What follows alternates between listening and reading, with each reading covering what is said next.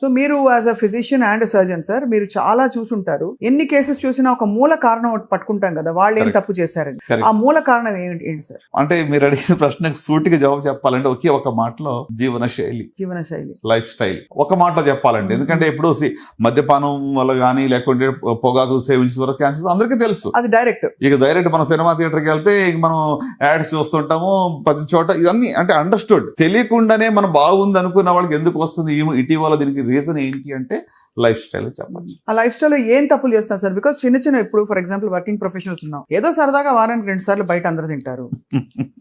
పోనీ మద్యపానం and smoking పక్కన పెట్టేస్తే అందరూ అప్పుడప్పుడు ఫాస్ట్ ఫుడ్ తింటారు. మీరు చూడండి ఇప్పుడు ఇటీవల నంబర్ ఆఫ్ రెస్టారెంట్స్ హైదరాబాద్ లో ఎన్ని వచ్చినాయి అనేది.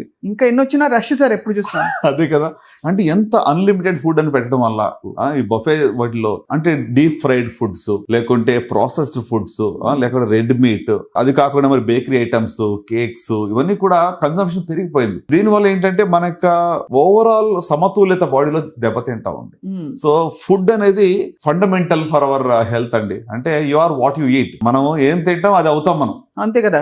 సో కనుక ఫుడ్ మీద నిజంగా మనం కాన్సన్ట్రేట్ చేస్తే దీర్ఘకాల వ్యాధులు చాలా వరకు రాకుండా చూసుకోవచ్చు అని అనుకుంటారు. సో మీరు అన్నారు కదా ఇందాక ప్రాసెస్డ్ ఫుడ్ కావనివ్వండి, లేకుంటే మరి డీప్ ఫ్రైడ్ ఫుడ్స్, ఎక్కువగాని బాగా నూనెలో వేయించిన ఫుడ్. అంటే మనం ఏంటంటే ప్రకృతికి దగ్గరగా ఉండే ఫుడ్స్ దూరంగా వెళ్తున్నాం ఇప్పుడు. లీఫీ వెజిటబుల్స్ కానివ్వండి, లేకుంటే ఆర్గానిక్ ఫుడ్ కానివ్వండి, లేకపోతే ఎక్కువగా మనం ఏమంటారు ఇప్పుడు వెజిటబుల్స్, ఫర్ ఎగ్జాంపుల్ ఇప్పుడు బ్రోకలీ కానీ, క్యారెట్స్ కానీ, లేకుంటే అలాగే మరి మనం చూస్తే టొమాటోస్, అంటే రెగ్యులర్ మనకి యాంటీ క్యాన్సర్ ప్రాపర్టీ ఉన్న ఫుడ్స్ కన్సంప్షన్ అనేది తగ్గుతా ఉంది, ఫాస్ట్ ఫుడ్స్ పెరుగుతా ఉంది. అంటే దానివల్ల బాగా అసలు అంటే ఎక్కడో అది బ్రేక్ డౌన్ అవుతుంది బాడీ లోపల. బాడీలో ఏంటంటే క్యాన్సర్ ఒకేసారి రాదండి, కొంత టైం పడుతుంది.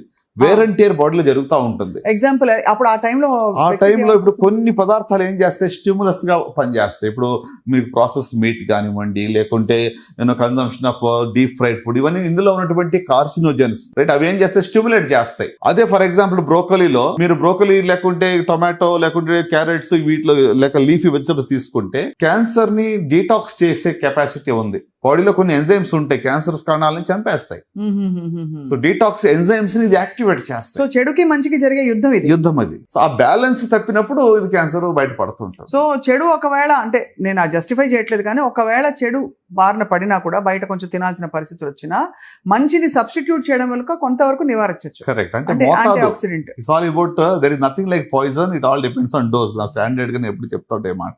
అదే ఓకే. సో అంటే ఏది కూడా అతిగా తీసుకుని ఉంటే దానివల్ల అది becomes a poison for us.